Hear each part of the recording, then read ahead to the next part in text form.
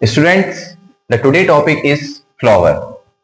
Flower modify condense shoot है आपका और ये एक्सपेक्टेड क्वेश्चन है इस बार 11th एंट्रेंस का आपका।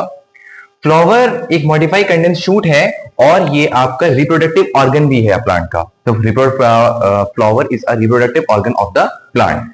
अब फ्लावर के अंदर इंपॉर्टेंट बोल्स होते हैं, उसके बारे में हम एक बार देख लेते हैं।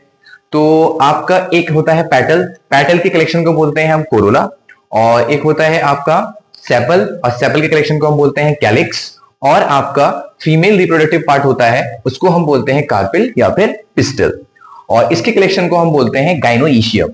और आपका जो मेल रिप्रोडक्टिव पार्ट होता है उसको बोलते हैं हम स्टेमेन, और स्टेमेन का जो कलेक्शन होता है उसको बोलते हैं हम एंड्रोइशियम।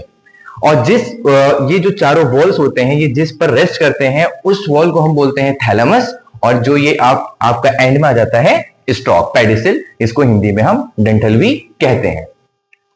स्टूडेंट्स, हमने ये देखा, अभी हमने आपको 4 वॉल्स बताए, और 4 वॉल्स जब हमने आपको बताए तो इसमें एसेंशियल वॉल्स जो हैं जो कि रिप्रोडक्शन में काम में आते हैं वो आपके स्टमेन और कार्पिल हैं। स्टमेन और कार्पिल आपके एसेंशियल वॉल हैं। इट मींस ये रिप्रोडक्शन के इवेंट में काम आते हैं, जो कि आपके एंड्रोइशियम और गाइनोइशियम है।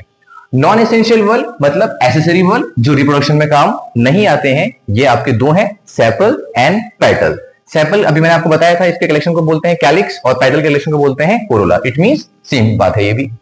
फिर एक क्वेश्चन और एक्सपेक्टेड है जो आपका पैटर्न ऑफ वॉल है। ये बहुत इंपॉर्टेंट क्वेश्चन है क्योंकि रिसेंट ये क्वेश्चन हायर कंपटीशन एग्जाम में पूछा जा चुका है। जो आपका पैटर्न ऑफ वॉल है, जो आउटसाइड से इनसाइड यानी किसी फ्लावर के अंदर बाहर से अंदर की तरफ जो पैटर्न है वॉल्स का, वो क्या है? वो है आपका कैलिक्स, कोरोला, फिर देन एंडोशियम एंड फाइनली गाइनोइशियम। ठीक है, कैलिक्स को मैंने भी आपको बताया था। कैलिक्स क्या है आपका? कैलिक्स है आपका सबसे बाहर वाला वॉल, दैट इज सेपल। और उसके बाद क्या आता है आपका? कोरोला। कोरोला का मतलब पेटल, और पेटल ये सेकंड वन है। The third one is androecium, that is male reproductive part या collection of stamen, and finally the end part that is the female part, that is gynoecium. Gynoecium आपका female reproductive part है, that is the collection of carpel और pistil.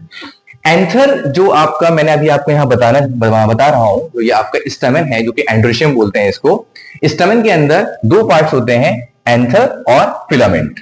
Anther के अंदर pollen grains होते हैं, मैंने आपको यहां बताया है। एंथर कंटेन पॉलन ग्रेन, और पॉलन ग्रेन के अंदर 2 मेल गैमीट्स होते हैं। क्या होते हैं स्टूडेंट्स? 2 मेल गैमीट्स, जो आगे हम आपको पढ़ाएंगे, जो डबल फर्टिलाइजेशन के अंदर यूज होते हैं। ठीक है स्टूडेंट्स, फिर मैं आपको एक क्वेश्चन बताने जा रहा हूं, एम्ब्रियो सैक। एम्ब्रियो सैक क्या है? एम्ब्रियो सैक जो अभी मैंने आपको क्या बताया, ये कार्पिल बताया या फिर इसको पिस्टल कह सकते हैं आप। इसको ये किसका कलेक्शन है? ये कार्पिल और पिस्टल जो है, ये जो है गाइनोइशियम का पार्ट है, मतलब कलेक्शन ऑफ कार्पिल और पिस्टल को हम गाइनोइशियम ही कहते हैं। और कार्पिल और पिस्टल के अंदर एक पार्ट आप देख रहे हैं यहाँ पे लिखा हुआ ओवरी। ओवरी के अंदर एक पार्ट आप और देख रहे हैं यहाँ बना हुआ, इसको बोलते हैं हम ओव्यूल। ओव्यूल के अंदर आप एक पार्ट और देख रहे हैं, इसको बोलते हैं हम एम्ब्रियो सैक।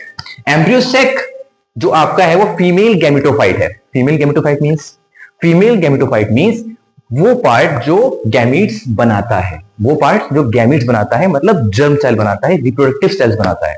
क्या है वो आपके?